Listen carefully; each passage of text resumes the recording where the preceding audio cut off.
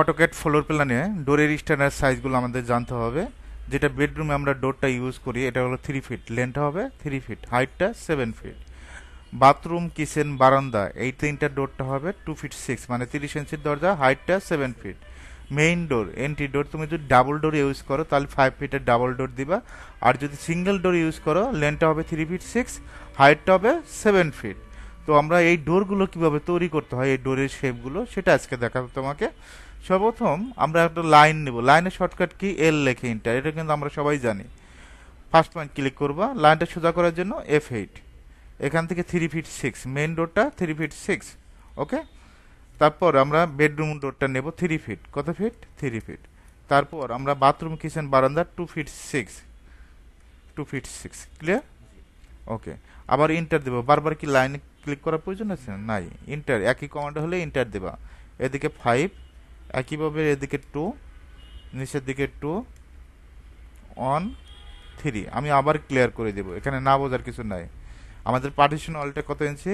এদিকে 5 ইঞ্চি। 5 তো বুঝতে পারছো। এদিকে 2, 2 হলো দুইবার, ঠিক আছে, এটা মনে রাখবা। এদিকে 1, এদিকে 3। আমি আবার ক্লিয়ার করে দিচ্ছি তোমার সুবিধার জন্য। এই পয়েন্ট থেকে কত নেব বলো তো? 5। 2 হলো কয়বার বলো তো? এই তো ক্লিয়ার হয়ে গেছে। এদিকে 1 আর এদিকে 3, এটা খালি মনে রাখবা। এখন আমরা এটা চাইলে মিরর করে দিতে পারি। সিলেক্ট করে এমআই লেখে ইন্টার। কি লেখে ইন্টার? এমআই লেখে ইন্টার। তারপর আমরা এই পয়েন্ট থেকে মিররও করতে পারি। এন্টার দেবা, মিরর হয়ে যাবে। আর যে মিরর করতে পারবে না সে কি করবে? কপি করবে।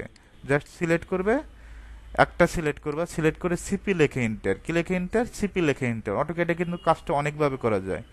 এই বেস পয়েন্ট ধরবা, বেস পয়েন্ট ধরে সুন্দরভাবে এখানে ক্লিক করবা। ওকে, এটা বসে গেল। এখন যদি এই পাশেরটা সিলেক্ট করি, সিলেক্ট করার পর সিপি লেখে এন্টার, এই পয়েন্ট ধরে আমরা এই পয়েন্টে ক্লিক করব। ওকে, এখন আমরা একটা লাইন নেব, এল লেখে এন্টার। কি লেখে এন্টার? এল লেখে এন্টার। এখান থেকে 7 ফিট।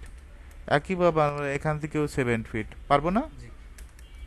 এখন আমরা চাইলে তো লাইনগুলো কপি করব, কপি করতে পারি, ঠিক আছে। কপি করব না, আমরা এখান থেকে লাইনই দিয়ে দিই 7 ফিট।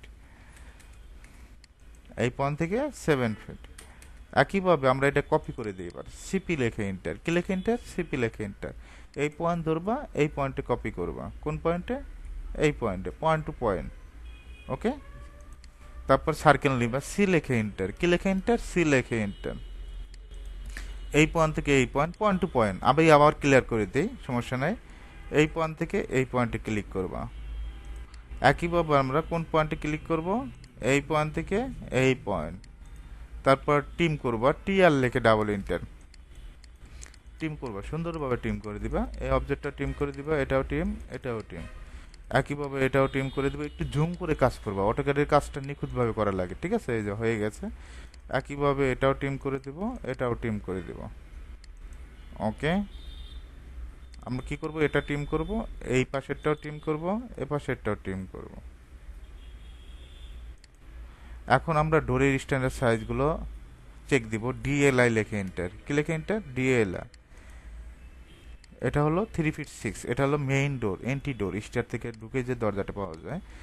বেডরুম ডোর, বাথরুম, কিচেন, বারান্দা 2 ফিট 6।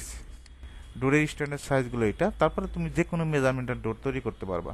তোমার বস তো আমাকে বললো যে আমাকে 6 ফিটের একটা ডোর তৈরি করতে হবে, তুমি কি পারবা না? যে 3 ফিট পারবে সে 6 ফিটও পারবে।